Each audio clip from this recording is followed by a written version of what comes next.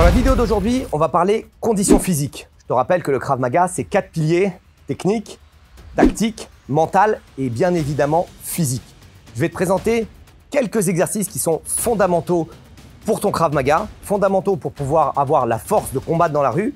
Ça va être une première partie de vidéo et la semaine prochaine, je te présenterai la seconde partie de la vidéo. Avant de te présenter la vidéo, ce que je te propose de faire, c'est de rejoindre ma liste privée, les secrets du Krav Maga. Chaque semaine, tu vas recevoir dans ta boîte mail des conseils et des techniques pour pouvoir apprendre à te défendre et défendre ceux que tu aimes. Si tu veux rejoindre ma liste, tu as le lien sous la vidéo. Je vais te présenter les exercices fondamentaux que tu dois travailler chez toi tout au long de l'année pour pouvoir optimiser ta défense en Krav Maga. Comme je t'ai dit tout à l'heure, il y a technique, tactique, physique et mentale.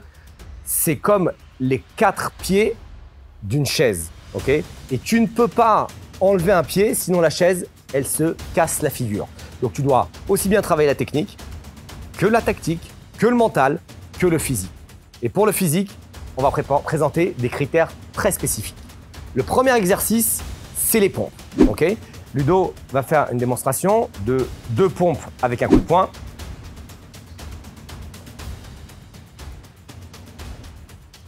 Ok. Ça, c'est l'exercice tel qu'on veut le voir réalisé et tu dois absolument t'entraîner pour arriver à faire la même chose. Les points clés spécifiques sont une position planche complète. Ça veut dire que tout le corps est droit. Tu as un alignement entre la cheville, les hanches, les épaules et la tête. Ça veut dire qu'on ne va pas voir de fesses en haut, on ne va pas voir de fesses en bas. Tu dois maintenir absolument cette position gainée. Donc les abdos travaillent également pour être gainés. Et pendant tout l'exercice, cette planche, elle ne doit pas bouger. Il descend jusqu'en bas, le menton touche le sol et il remonte jusqu'en haut, les bras sont en extension.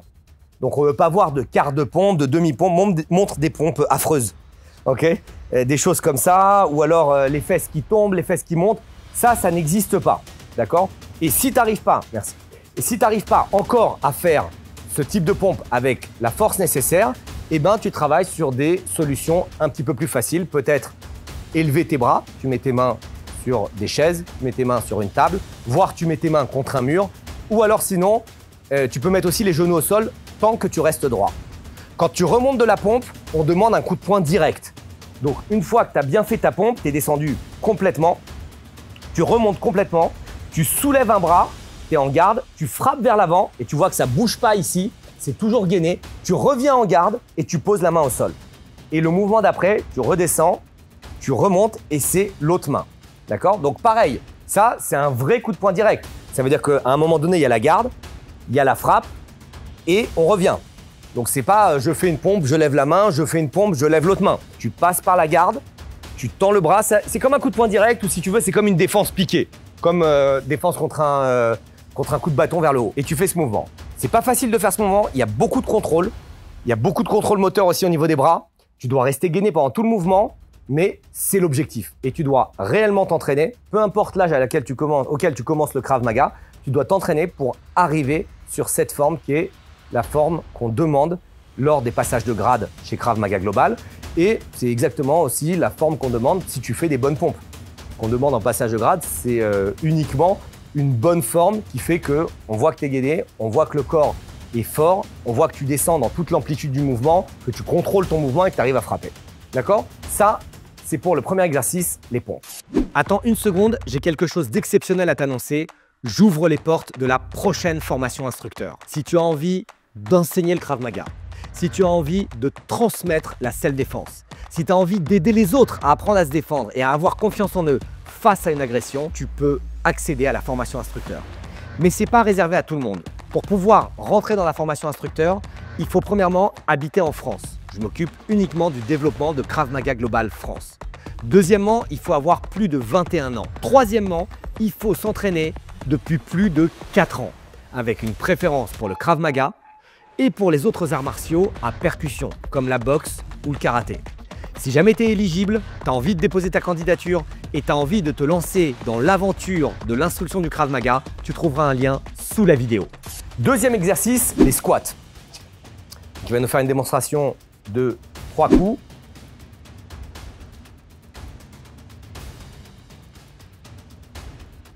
Ok. Donc tu vois, on retrouve un peu la même chose avec les squats. Ça veut dire que tu as un mouvement de squat, une frappe, un mouvement de squat, une frappe. Et à chaque fois, on intègre les mouvements de Krav Maga dans le mouvement de musculation. La position, comme tu es là, c'est très bien. Les pieds sont écartés, largeur des épaules. Ils peuvent être complètement dans l'axe ou légèrement écartés. C'est comme tu veux, comme toi, tu es à l'aise au niveau de ta structure. Tu as les mains en garde en permanence et pareil, tu as une extension complète. Début de mouvement, fin de mouvement, tu as l'extension complète. C'est-à-dire que les hanches sont verrouillées, les genoux sont verrouillés, le regard est vers l'avant, tu as le dos entièrement droit. Tu ne fais pas des squats où tu remontes à moitié ou alors des mouvements qui ne sont pas bons pour toi. Donc une fois que tu es verrouillé comme ça, tu vas venir t'asseoir vers le bas, descendre. Ici, la cuisse, le fémur, parallèle au sol. Parallèle, c'est ça. Ça veut dire que ça, si c'est ta cuisse, le sol est ici. Tu vois bien que cette partie ici est parallèle à cette partie. Et une fois que tu es descendu là, donc il n'y a pas besoin de descendre plus bas. Et évidemment, on ne demande pas de rester plus haut. Il remonte complètement, extension, et il fait son coup de pied direct vers l'avant. Une fois la jambe gauche, quand il fait le deuxième mouvement, il remonte complètement, une fois la jambe droite. D'accord? À chaque fois, il inverse de jambe et on compte chaque flexion de jambe. Chaque squat est compté. Les mains sont toujours en garde, le regard est toujours vers l'avant. Il redescend encore une fois. Stop. Le dos est droit. Ok, je vois beaucoup trop de dos complètement tordu, de genoux rentrés vers l'intérieur. Une vidéo sur le squat, on pourrait faire des vidéos de 2 heures sur le squat. Il y a beaucoup d'éléments, mais retiens les points essentiels. Le regard est vers l'avant, les mains sont en garde, les fémurs parallèles au sol, le dos droit et les pieds au sol avec les talons au sol. Ça, c'est le deuxième mouvement. Troisième mouvement, c'est les abdos. Il va faire la démonstration de 3 abdos avec des frappes. Ok, donc ça, c'est les sit-ups Krav Maga. Il est allongé sur le dos, il a les pieds... Allonge-toi sur le dos. Ouais. Il a les pieds, les genoux fléchis, les pieds au sol. Il est en position de garde, d'accord? Il va se tourner un petit peu sur une épaule. Donc là, il a plus de force sur cette épaule et ça veut dire que ses obliques gauches vont être engagés lorsqu'il va monter. C'est pas uniquement tout le grand droit. Il va monter avec les abdominaux, envoyer jab, cross et repartir avec l'autre épaule au sol. Il remonte, il envoie jab, cross. Jab, c'est la main avant et cross, c'est la main arrière. Donc une fois, c'est gauche-droite. Gauche-droite, la main la plus proche, la main la plus loin. Quand il remonte, comme il a tourné les épaules, c'est celle-là la main la plus proche. Droite, gauche et il repart en arrière. Et il remonte et il repart en avant. Ok? Les pieds restent au sol pendant tout le mouvement. Tu vas avoir peut-être des difficultés à faire ça, mais il va falloir que tu t'entraînes pour que tes abdos puissent te tenir. Deuxième chose, les mains restent en garde. Il y a beaucoup de gens qui jettent les mains vers l'avant parce qu'ils n'arrivent pas à monter. Ils n'ont pas encore les abdos nécessaires. Essaye de t'entraîner. Ne bloque pas tes pieds parce que l'exercice et l'examen se fait avec les pieds avec une totale liberté. Donc ne bloque pas tes pieds sous une barre ou ne demande pas à quelqu'un de te tenir les jambes ici parce que c'est plus facile. Évidemment, c'est plus facile parce que tu utilises les muscles des jambes. Mais moi, je veux que tu aies les muscles des abdos qui soient forts. Donc ça, c'est les abdos avec gauche, droite à chaque fois. Dans cette vidéo, je t'ai présenté 3 exercices. C'est la première partie de la série conditions physiques. Il y a les pompes, il y a les squats et il y a les sit-ups. Très important que tu maîtrises ces différents éléments, ces différents exercices et que tu prennes le temps de t'entraîner.